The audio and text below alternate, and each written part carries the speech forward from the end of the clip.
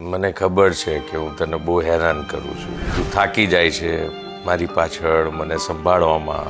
કદાચ તને ક્યાંક મારી ઉપર ચીડ પણ થતી હશે, ગુસ્સો પણ આવતો હશે. મારી તબિયત સારી રહે, નરમ રહે તો હું તને જ સતત બોલાય કરું, યાદ કર્યા કરું.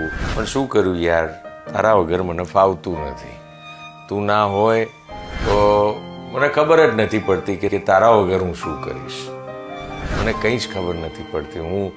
તને યાદ છે વર્ષો પહેલાં હું ઓસ્ટ્રેલિયા ગયો હતો અને વિડીયો કોલ કર્યો હતો, કારણ કે એ મોલમાં હું ગયો તો ત્યારે પણ હું ખોવાઈ ગયો હતો, એકલો હતો. એટલે મને નથી ખબર પડતી કે આ મોલમાં હું કઈ દુકાનમાં જઉં કે હું શું ખાઉં.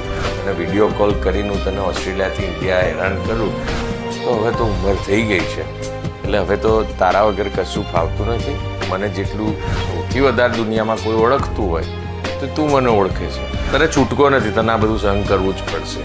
અને હું કહીશ કે આ જેટલું બી તમે બોલ્યા ને, તમે મને થોડું ઇરિટેટ કરો છો, તમે મને ગુસ્સો અપાવો છો એટ ટાઈમ્સ, તમે મારું માનતા નથી, આ બધા વસ્તુઓની સાથે તમે મને હજી એટલા જ ગમો છો અને મને હજીના નેક્સ્ટ 25 યર્સ તમારી સાથે જ રહેવું છે.